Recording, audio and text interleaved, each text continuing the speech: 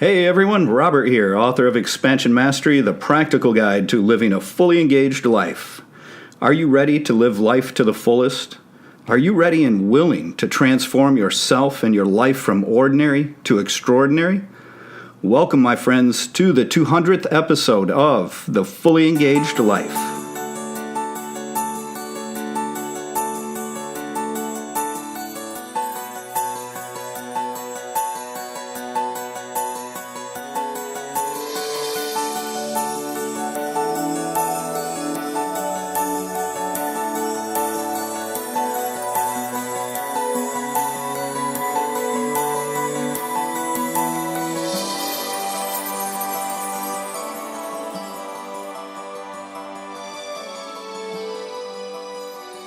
Welcome back to the show, everyone.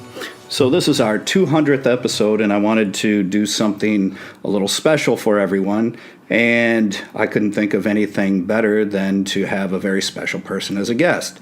So for today's episode, we are going to be discussing some matters to do with romantic relationships and love. So we'll be addressing that, and there's no one better to help us with this topic than my wonderful wife. So you've all heard me talk of her and refer to her on countless episodes. So I actually persuaded her to join us today. So we're going to be discussing some of these matters of the heart.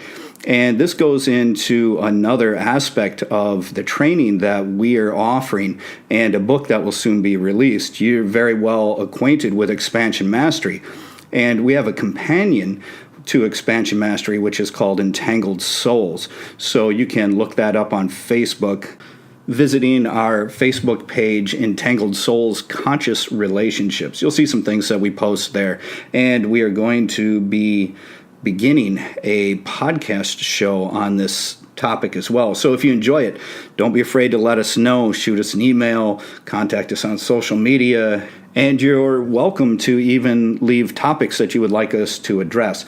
Entangled Souls is dealing a lot with the notion of soulmates and how that is actually a realistic type of relationship and what it actually means, taking the meaning back from the typical New Age buzzwords that refer to every time you decide to have an affair with someone, right? They call it a soulmate, which is absolutely not the case. So anyway, we wanted to address this topic, and one of the reasons why is because we notice, both my wife and I, we notice that when the ego continues to inflate to these unsustainable levels, relationships disintegrate. And we're observing this all around us. It is quite a concern right now. And what we want to try and do is help. We want to help you to have a wonderful, lasting, loving, respectful relationship. And for those of you seeking the one and only true love of your life, we'd like to help you understand exactly how to do that. So without further ado, I would like to introduce my wonderful wife, Amy, to all of the incredible listeners out there all over the world, all of you folks tuning in to The Fully Engaged Life. We truly appreciate it. So all of you throughout the world, my wife, Amy, all of the wonderful people throughout the world. Hi, everyone. I'm really excited to be here today. If you've been listening to the show, you've probably heard how much we love to travel and explore the world. So it's really fascinating and wonderful to see all the different countries of listeners tuning into the show. At the heart of everything my wife and I are doing with the Expansion Mastery with Entangled Souls is designed to help all of you live a more fully engaged life, to live happier, to live healthier. And nothing impacts your life more than a happy relationship. When we were doing research for the new book that's coming out, we discovered that romance novels are one of the most popular genres in books, if not the absolute most popular genre. And it's a multi-billion-dollar industry. We asked why. Why are romance novels so sought after? The answer is simple. Because women, and sometimes men, but mostly women, are lacking and longing for this type of love and romance in their life. People need it. They desire it. It's built into our nature. And we have discovered the secrets of what it takes to actually attract and have this type of loving, mutually respectful relationship that constitutes a soulmate relationship. Because when you have something this special, you can't help but be incredibly happy with your life. In the Expansion Mastery material and teachings, I explain constantly how at this present time the ego is being inflated to unsustainable levels. And because of this, we notice some very serious issues in relationships. And some of this is being orchestrated, some of this is just happening organically, but there seems to be a lack of togetherness in relationships today. We see it as far as people taking separate vacations, pretty much living separate lives, although they live together in the same home. They may even have children, but they are still living very, very separate lives. And as people become more self-absorbed, this continues to widen. The divide between husband and wife tends to widen and become increasingly disconnected to one another. But this is not how a romantic relationship should be, is it? You know that very well.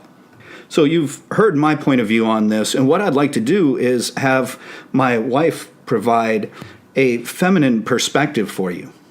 So what I'm looking for is where do you weigh in on this? What are your observations? So what are your observations and insights on this particular issue? When I was young and started thinking about romantic relationships, to me the whole point seemed to be finding somebody that I could share my life with, that we could go on adventures together, someone who would have the same interests that I have, somebody that would be my soulmate. And nowadays, I suppose that viewpoint seems a little bit old-fashioned. People are in favor of having a supposedly a progressive relationship where they do live very separate lives. They seem to be together more for the convenience of having the household and sharing responsibilities, but it doesn't seem that that romantic spark is really there.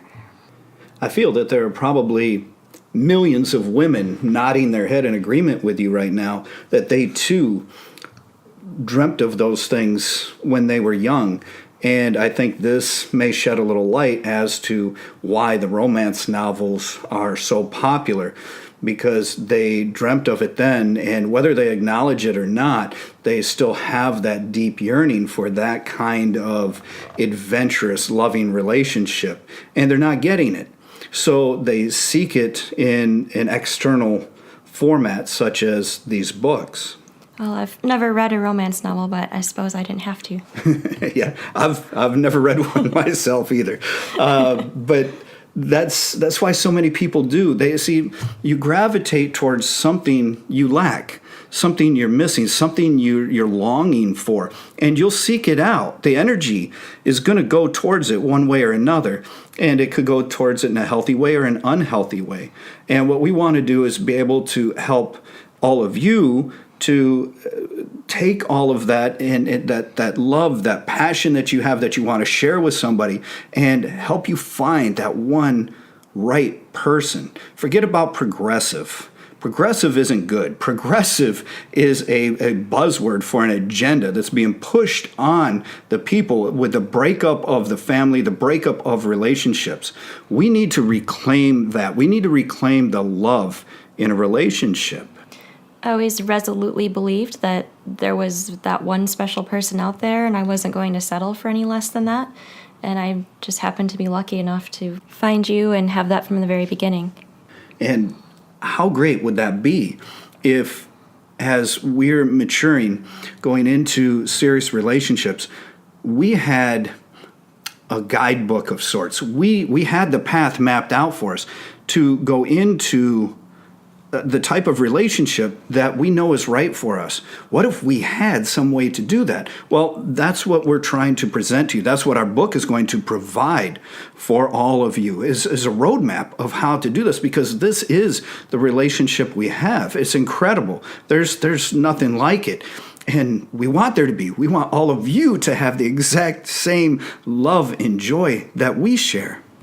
But unfortunately, we get sidetracked, we get distracted, and we end up in relationships that are not very loving, that are not very healthy. And today we're seeing this where people are just not even together in a loving sort of capacity anymore. I'm reminded of a dinner party that you and I attended at a friend's house, and there were other couples there and other people that we didn't know. And there was two individuals that we had associated with throughout the night, and by the end of the night, we found out that they were actually married. But their behavior never indicated that the entire evening. It was a surprise at the end of the night to find that out. Meanwhile, you and I were sitting together on the couch, and we were not being inappropriate in any manner, but we were holding hands and kiss now and again, that sort of thing. And people at that party were actually a bit put off that we were showing that we were together, that we were attentive to one another, that we had that connection. And it's really unfortunate that a couple who's just displaying their affection for one another is looked down upon in some circumstances. It was felt that we were almost showing off in a way, and that real people didn't feel that way towards one another, and it couldn't possibly be real. And I feel that's extremely sad when two people who are obviously truly in love, they hold hands, they kiss, they look into each other's eyes instead of flirting with other people in the room and just ignoring one another. But again, as I've stated so many times, there's this deep-seated sense within the ego of misery loves company. So it shows that they want that which you are displaying and they don't have it. So instead of trying to seek it for themselves, they get upset with it.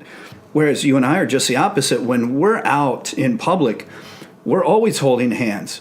And we get told by everybody, everywhere we go, how adorable we are as a couple. It's nice. It's nice to hear. Well, it makes me think of that time we were in Las Vegas. We were there for an author event for you, actually. And we were in the pool, just swimming in the middle of the day, and there was a elderly gentleman that came up to us, and his first question was, "Oh, you two must be newlyweds." And it had been a couple years. We'd been married by that time, I believe, right? That wasn't the case. And we told him how long we'd been together, and he was completely baffled by that. Yeah, he was stunned. He didn't think it was possible. We had to be newlyweds to behave that way. And that should be the norm. That should be the norm. I mean, when we go out in public, we love to see couples that are holding hands. We love to see people kiss that you can tell are genuinely in love, because that's a great sense of happiness. What better sense of happiness than love? So we get very excited. We enjoy seeing other people who are as happy as we are. And that's the whole idea behind this, is we want to share that happiness. Well, one of the last times that I came up and gave you a kiss when we were sitting in a Friday night at our favorite bar, and the gentleman next to you asked what, can you remember how he phrased it? It was something about, that was our friend Morris. He said something about, "Wow, she's awfully happy. What are you making up for?" Kind of insinuating that I had done something wrong and I was doing something to make up for it, because she couldn't just be happy.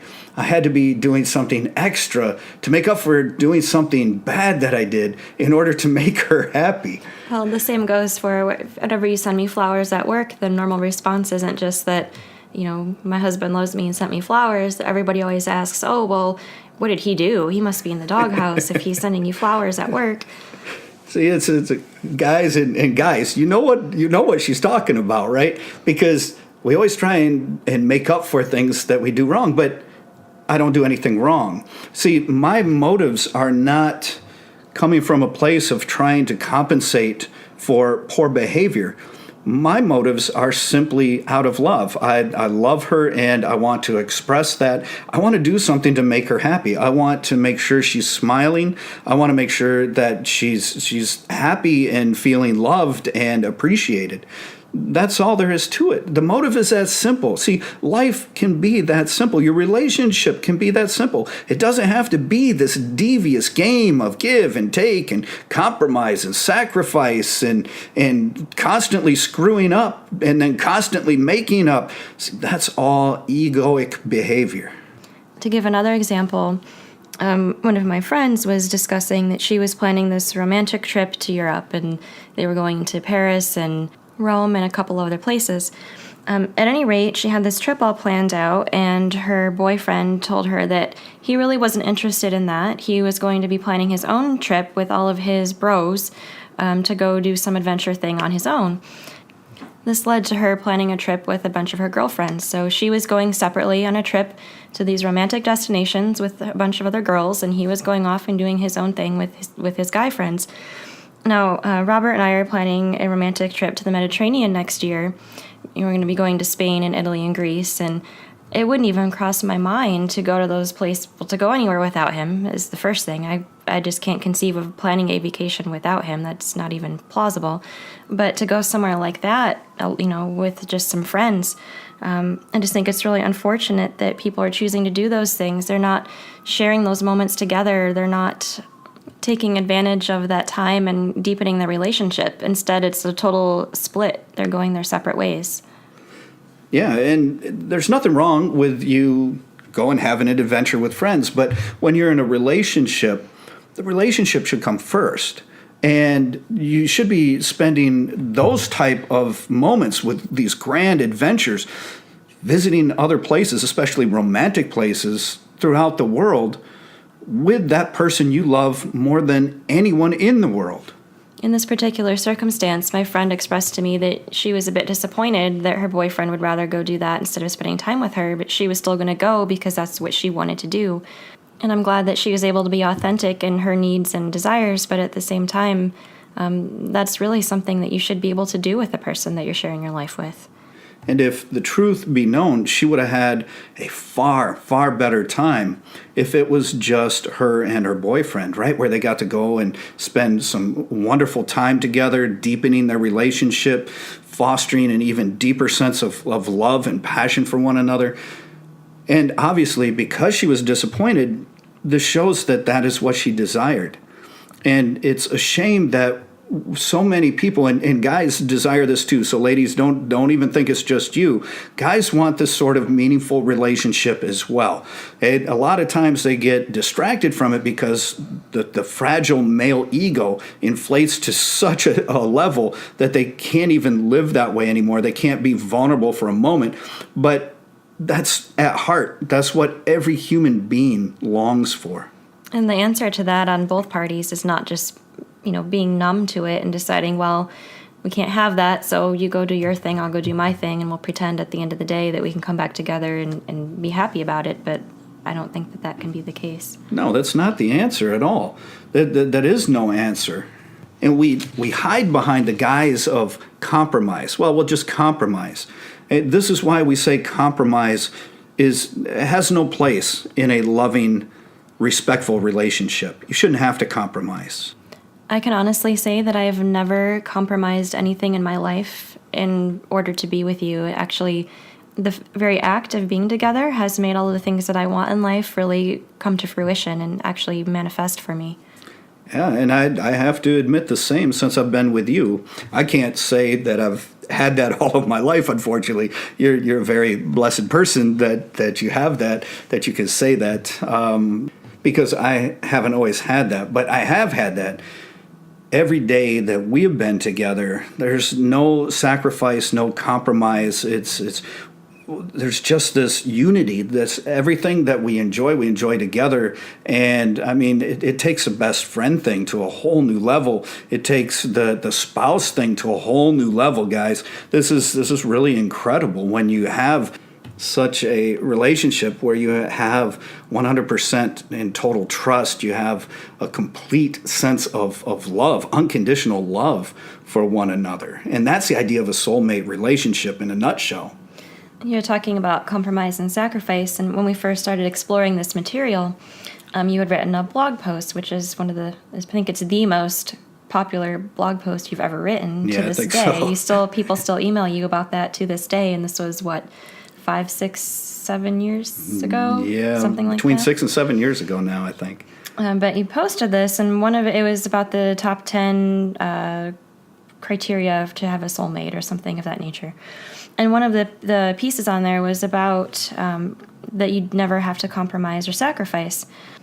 One of our mutual friends read this article And she became very distraught by it. She called me up and she goes, well, I want you to know that's not possible. And I said, well, I'm sorry that you feel that way, but I've experienced it. That's what we have together. Her intent in calling was to give me a forewarning that I shouldn't expect that to be the case once we're married, that it's not normal, and that she didn't want me to be heartbroken and disappointed when life didn't turn out that way. And I had to respectfully disagree with her, and, that has not deteriorated to this day. And in fact, the more that we grow together, the longer that we are together, the more our lives are aligned, and there's even less and less need or thought of compromise or sacrifice. Yeah, the whole thing people miss is so many people still cling to this opposites attract thing, and what they miss is that when you come together, it's a sense of unity, and it's not just the fact that you're coming together as a unity. It's that you literally come together to make one whole complete person. And this is what is at the very core of what a soulmate is about, is that you find that person, right? Like the Tom Cruise line, I don't remember the movie, where he says, oh, you complete me, right? Now it's a corny cliche, but the fact of the matter is that is a truth. In a soulmate relationship, that's exactly what happens. The yin and the yang come together to create a sense of wholeness, of oneness. And there was one article recently that we were talking about because it was so absurd. And there was an article and then a bunch of comments, in the section below the article. And you read this article. I did not, but we discussed it. Yeah, so it was basically, it was a gentleman who was talking about that he and his wife were always fighting over the shower. And the reason is such is that when you're, in the shower, you can pull the little knob or whatever, however your shower is set up, where it switches the water from coming out of the faucet to out of the shower head. And he liked it set a certain way, and his wife liked it set the opposite way. And this infuriated each other, and he refused to, when he was done, set it back the way she liked it, because he needed to be right. He's like, I'm not going to back down from this. She just needs to do it the right way. And of course, she felt very strongly to the opposite. His intention of sharing this story was to reflect on harmony, and that sometimes it's just more important to be harmonious in your relationship and to take each other into consideration.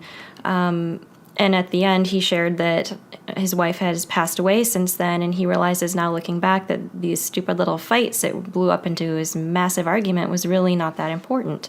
So you can understand that very easily, right? That people have this constant conflict over tiny little things that they need to be right about.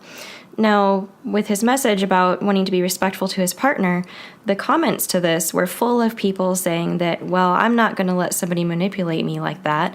I'm going to do it my way, and nobody's going to control my behavior or control what I think.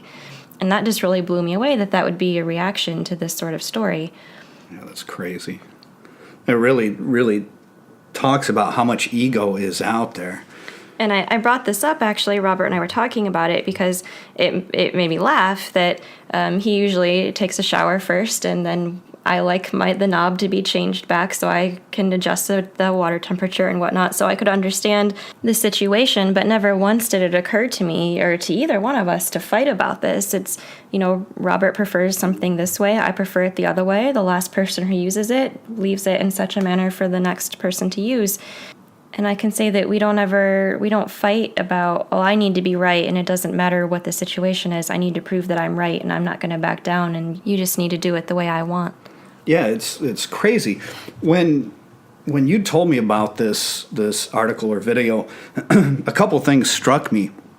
And the first thing is, we've never had a discussion about that sort of thing. See, I just tried to be respectful of her. I don't even think about it. It's just I'm naturally respectful, right? When I'm done with the shower, I put everything back the way it is so she doesn't walk in and get doused with water, because sometimes I'll take an ice cold shower for about 5 minutes, right? It's very good for you. So I'll take a cold shower. I don't want her to have to step in there and get blasted with ice cold water, right? That's not pleasant. I wouldn't want her to be uncomfortable. I don't want her to ever be uncomfortable in any way, shape, or form. My duty as her husband is to make sure that she's comfortable, that she has a great time, a great life. It's not about what's right or wrong. When she, we saw this comment about this guy going, I need to be right. She needs to do it the right way. who's to say what's the right way? There is no right way. Who cares? It's never about who's right. I think you can really see mindfulness be a piece of this. If you understand that your partner has certain preferences and you're mindful of that, and you leave things in such a way that will be pleasing to them. It's not about bowing down to somebody's expectations. It's just about being mindful of each other's desires and being respectful to each other. And like you said, we've never had to talk about any of those little household type things, right? You hear, the woman always yells at the guy for leaving his towel on the floor. All those little things that you hear couples fight about. The toilet seat up, right? That's a famous one, the toilet seat. We've never really discussed those things. We just naturally do them with the other person in mind. Yeah, and this is the thing is, one, when you're actually with your soulmate, and two, that you have the same spiritual foundation, you have a sense of mindfulness. That's how the mindfulness comes out when it's combined with love. You just naturally try to look after the other person and make their life better because you're there. There's never anything about being right. There's never anything about making somebody do it your way. There's no ego. There's none of that's involved. It's not about manipulation. I don't feel that I'm being manipulated into setting up the shower in a particular way. I mean, how petty is this? Get over yourself, right? Put your ego in the corner for a minute and look at yourself, because, people that talk like that, guys, they sound like they're a 2-year-old. And believe me, I'm coming from a previous relationship where there was a lot of manipulation involved in a lot of ways, in a lot worse ways than merely how you set the shower, whether the toilet seat is up or down. It's incredible. And I've just had none of that with our relationship at all, at any point, with anything. See, it just doesn't even arise. These things seem absurd to us, and we understand that they're part of the normal relationship, but normal or average doesn't mean it's right. It doesn't mean that's the way it has to be.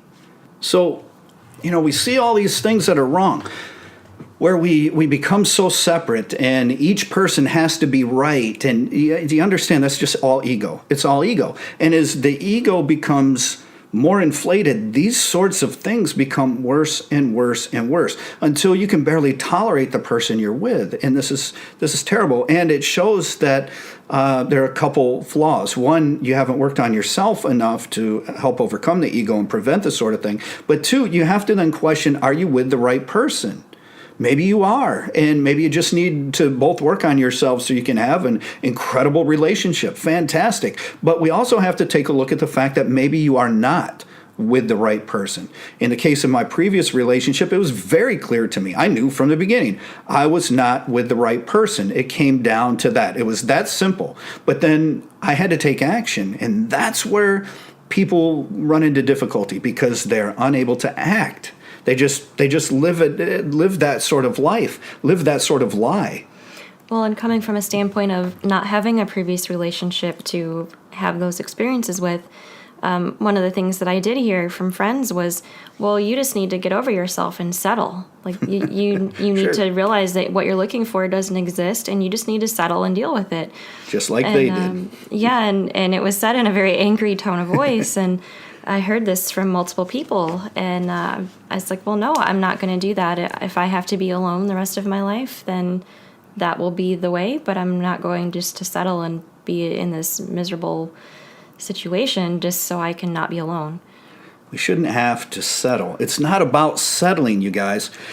Everyone needs to understand that. You're more powerful than that. You're better than that. You deserve better than that, and you desire better than that. It's kind of we've heard this phrase, I don't know if it's a thing or what, but we've heard this from multiple people in the Midwest specifically. It seems to be a Midwestern type phrase where they say, well, all you need to do is find somebody you can tolerate, buy a house, and have some kids, and that's what life is. And it was the idea of finding a partner was simply finding somebody you can tolerate and raise some kids with. That was the extent of the expectation, and that was not the life for me. No, there's so many flaws in that logic. It's not even funny. For one, we shouldn't be procreating with someone that we're barely able to tolerate, because it's not going to create a harmonious environment for the children now, is it? That's first and foremost. But then you're just going to live your life trying to tolerate somebody? That makes no sense. And it's absurd. That's very, very poor advice. So we see the separation. We see all these examples of separation, how it happens in so many ways. But what can we do about it? What is it that we can do to make sure this isn't happening or doesn't happen? What is it that is there? And addressing this topic is the very core of our book that'll be coming out, dealing with conscious relationships. And if you're finding this beneficial, if you like this topic, write to us, let us know, because we're looking at starting an Entangled Souls podcast as well, so that we can carry on every 2 weeks a show for you that is geared towards the subject of romantic relationships and love, mutual respect, and happiness. So if that's of interest to you, and I think it's of interest to everyone, and you want a very practical, down-to-earth perspective by two people who are actually living it, then let us know, and you'll be able to tune in to that particular show as well. So in your opinion, my dear, what do you think is the primary point that can help people? What is the solution that we're going to be offering here? Well, there's lots of things we can look at, but I think especially for those who are just seeking out a partner, one of the things that we found in being together is having the same spiritual foundation was incredibly important. That really guides your whole worldview, how you look at life, what your goals of life out of life are, and I don't think you could place enough emphasis on that to have a harmonious, respectful relationship.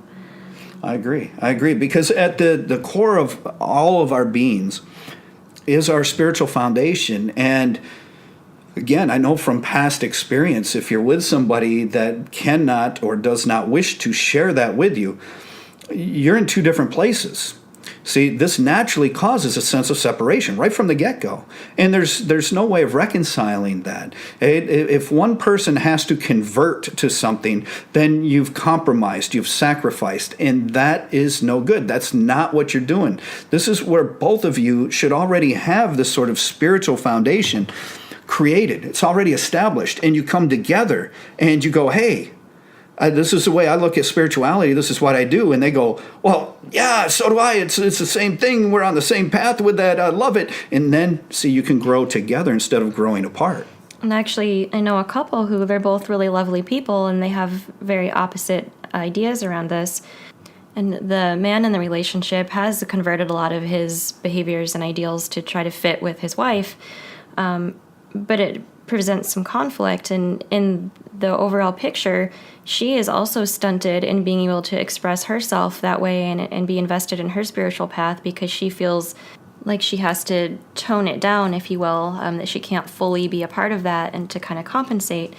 And on the other hand, he wants to do what he feels is the right thing and do this out of his love for her, but it's not really true to who he is. And then we lack authenticity. So one of the things we talk about that is crucial to establishing a loving romantic relationship and being able to then attract that actual special one and only person, your soulmate, to you, is you have to become authentic. You have to engage in spiritual practices that will help you raise your vibration, to open your heart, to be the best you that you can possibly be, because then you're going to attract somebody else on that level who is being the best them, and then you'll be the best you together that you could possibly be. So mindfulness, opening the heart, raising your vibration. And I'm talking about these things in a very practical sense, not a fluffy new age sense. It's not just as easy as smiling or laughing and thinking your heart is fully open. That's not it. That's not enough to connect to this vibrational frequency of a soulmate. It needs to be more. I think another point, something to mention, is that it's not that both of you have to already be well established in whatever it is you're doing. I know that you were already established in our spiritual path, and as we came together and met, that was something that I was also very interested in, and so you helped me see that. I got excited about it. I wanted to be a part of that with you. And then that allows us to grow on the same pathway together instead of, again, you pursue your own spiritual path that might lead you in this direction and I pursue mine that might lead me over here. And then we can't ever come to an agreement or really grow together. We might grow individually within whatever our traditions are, but we might grow apart. Exactly. And this is one of the things, guys, that we actually sat down like mature adults and we discussed at the very beginning of our relationship, the very beginning, because I said, I'm going to be authentic. There are things in life I'm not going to compromise. I'm not going to sacrifice. And you know what? I don't want you to do that either. Fair is fair. So this is my path. This is my spiritual path. This is what I intend to keep working on. This is where I intend to go. Then it was up to her to say, well, yeah, I've been working on that with you, and I'm very interested in that. I want to take it that way, too. That's how I want to live. I want to see where it goes. If she says, well, I don't think that's really what I'm interested in, then that puts up a red flag, guys. That lets you know right then that maybe this is not going to be the relationship. I can guarantee it's not going to be a soulmate relationship because this person has different interests. They want to take their path in a different direction, and that's okay. That's okay. But why are we going to try and force a relationship when we know damn well right from the beginning that it's not meant to be? Why do we do that? Well, the ego is the answer, of course. It always is, isn't it? Well, no big surprise. Which leads to, I can change that person. The whole cliche Yeah. of, they'll come around and they'll see things the way I see them. And yeah, or the wonderful one. See, I used to hear this, right? Women have a tendency to go into relationships with men and want to change them. I had in a previous relationship the whole idea of, I'll train him, right? Well, evidently I was untrainable. Right? I was untrainable. I admit it. She couldn't do it. She couldn't do it. And that's the thing. No one can change anyone else. Nobody's going to train anybody. If you think you are, you're sadly mistaken, and you're dominated by your own ego, and things are not going to end well for you. Right? That's just the way it is. So we need to be very, very honest with one another when we're entering into a relationship. We need to be extremely honest. And before that, we need to know where we desire to go. We need to know what we want out of life, who we want to be, what we want to do, where we want to go. So you have to get a clear idea of yourself before you ever engage in bringing someone else into that paradigm that you've set up for yourself. Well, those discussions are scary. You have to have a lot of courage to be steadfast and hold true. And that when we had that discussion, regardless of what he said, I had to stick with what I knew was right for myself. And if it didn't line up, if we didn't feel that we could we could move forward and have a mutual relationship with the same desires, I had to be a grown up and say, okay, well, I guess maybe we shouldn't pursue this. I wish you well. We might still have feelings for each other, but it just wasn't right. And one of the big things for me was admitting that I did not want to have children. I was terrified, absolutely terrified to tell him this. And luckily it was, well, thank goodness, I don't want to start over and have another family anyway. So we were in alignment with that. But if the interesting thing, if I had chosen the answer that I thought was the most appropriate that he might want me to say, then it would have been the exact thing that he didn't want, and and it would have been, it could have been disastrous for us right from the beginning. So the honesty, guys, with yourself and with the other person is of the utmost importance. And this is where the initial sense of trust is established, right? This is where it is. I wanted her to be honest because I loved her, and all I wanted was her happiness, whether that was with me or if it wasn't. That was the thing I wanted most. I wanted it to be with me. I was hoping it would be with me, but I didn't want her to lie in order to try and make that happen. And I wasn't going to lie to make that happen either. And, and regardless, that's what I wanted was her happiness. And I would have done whatever, even sacrificed my own feelings in that way if that would have made her happy. But this is the way it worked out for us because we were both honest. And this type of discussion requires a sense of maturity. And a lot of people don't like to have this. And some of the people that I coach on this have had this discussion with people that they've been dating for a few months, and then they come to the conclusion that, yeah, there's a lot of opposites here, and we're not going in the same direction. And they realize then at that point that it's not going to go anywhere, and they're able to end it. And when you end it, it can be amicable, right? You don't have to be angry. Nobody has to hate anybody. You don't have to get pissed off and threaten and hurt people and do all this. See, that's all ego. We can be mature adults and understand that our paths have crossed, but that doesn't mean they have to stay together. Okay? We can wish each other well, we can remain friends, and leave it at that as we then seek a more compatible partner. See, when we settle this way, when we force something, it's a guarantee that that person is not our soulmate. So if you want to read that article, it's a blog article, a blog post on www.expansionmastery.com. Just click on the blog tab there and it'll take you to it. You could look it up. I think it's the 10 ways to know you're with your soulmate. It's something like that. I've got a couple of them on there. So if you're interested in this topic, check it out. And if you want to hear more, let us know. And we'll be doing a bi-weekly podcast show on this topic from a very practical standpoint. One of the things that we've found is most of the people writing any books on this or giving any talks, one, they're not even in a relationship, so you're not experiencing anything. It's just conjecture at that point. And a lot of them are coming from the standpoint of being clinical psychiatrists and psychologists, and so they're giving their 2 cents worth, and all of that is based upon the old paradigm that doesn't work. It's all wrong. Okay? Their stuff is very misleading, and they keep going for the idea of forcing something to work. Why? Because they are themselves still in the mind of ego.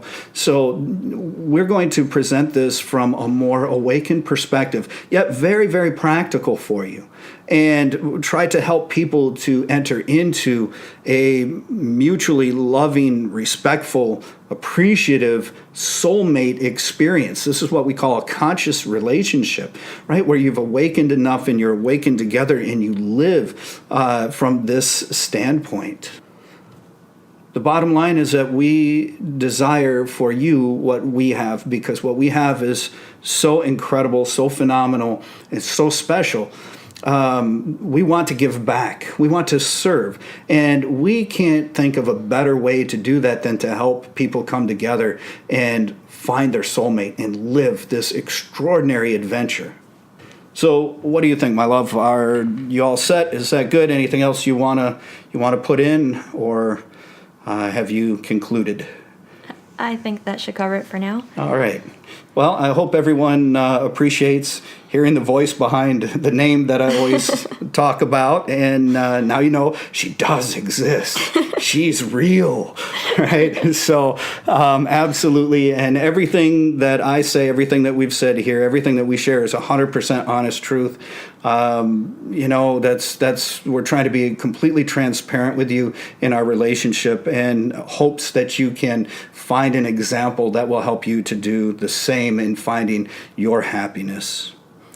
So I'd like to thank my lovely wife for joining us in the 200th episode. I hope you enjoyed it as well. I know I had a great time interacting with her, and the Conscious Relationships show that we're planning on doing will be both of us together, so that everyone gets a masculine and feminine perspective on a romantic relationship. So until next time, make sure and visit me at www.expansionmastery.com. You can go there, check out that blog article on soulmates. You can grab your Appreciation Mastery program, or you can still get a signed copy of Expansion Mastery for a mere $5. Go to the website for all the details.